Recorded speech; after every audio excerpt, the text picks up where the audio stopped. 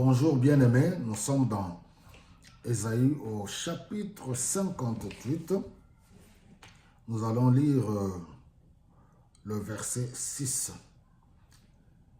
Le jeune tel que je l'aime, le voici, vous le savez bien, c'est libérer les hommes injustement enchaînés. C'est les délivrer des contraintes qui pèsent sur eux. C'est rendre la liberté à ceux qui sont opprimés. Bref, c'est supprimer tout ce qui les tient esclaves. C'est partager ton pain avec celui qui a faim. C'est ouvrir ta maison aux pauvres et aux déracinés. Fournir un vêtement à ceux qui n'en ont pas. N'est pas te détourner de celui qui est ton frère. Alors, j'aborde ce sujet pour nous aider à comprendre quelle sorte de jeûne qui plaît au Seigneur. Voici le verset 6 à 7 répond à tout. Sinon, nous risquons d'être tout simplement des religieux, se priver de nourriture, pendant que dans la pratique, nous ne manifestons pas l'amour vis-à-vis de son prochain. Parce que aimer Dieu, c'est aimer son prochain. Aimer Dieu, c'est faire du bien à son semblable. Parce que Dieu, on ne le voit pas. Dieu, on ne le voit pas. Donc, Dieu ne prend pas plaisir à tout ce qui est rite, voilà, cérémonie. Mais Dieu aimerait bien que nous puissions avoir un cœur pur. Dans les sortes de prières, nous avons les prières de louange, oui, où nous reconnaissons les bienfaits de Dieu dans notre vie. Nous avons la prière d'adoration, où nous reconnaissons Dieu, ce qu'il est, sa grandeur. Et nous avons aussi la prière d'intercession. Alors, nous devons comprendre que le jeûne est souvent lié à la prière.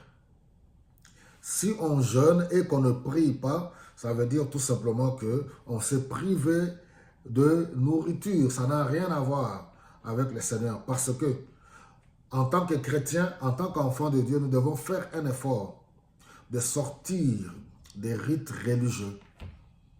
Nous devons vivre au quotidien une relation avec le Seigneur dans une vie de prière et de méditation de la parole de Dieu et appuyée par le Saint-Esprit de Dieu. Jeûner pour se priver de la nourriture durant un temps quelconque, mais un cœur rempli de méchanceté ne sert absolument à rien. Parce qu'il faudra d'abord que nous puissions nous convertir.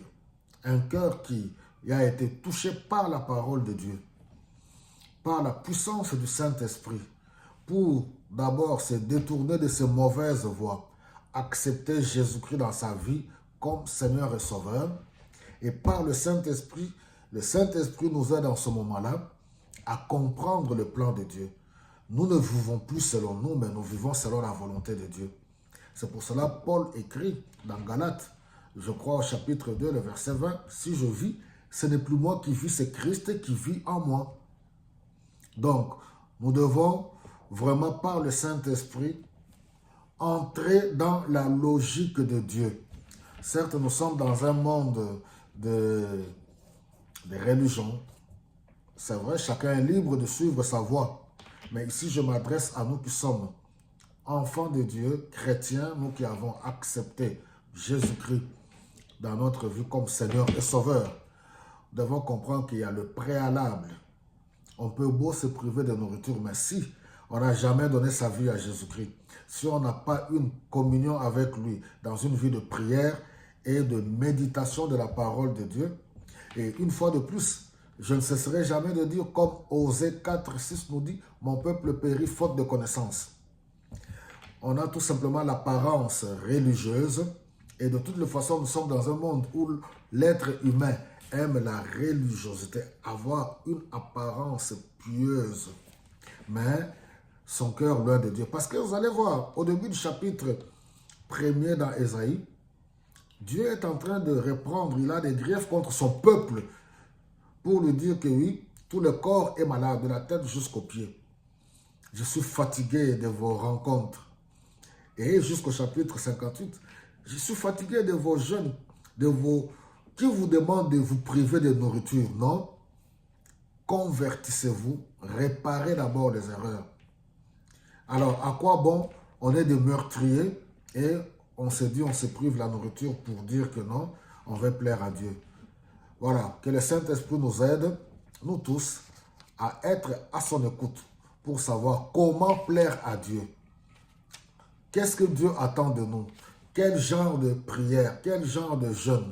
Le jeûne est accompagné toujours avec la prière où nous nous sanctifions nous-mêmes pour nous remettre en cause, abandonner la vie du péché et nous tourner vers notre semblable. Soyez tous bénis au nom de Jésus-Christ.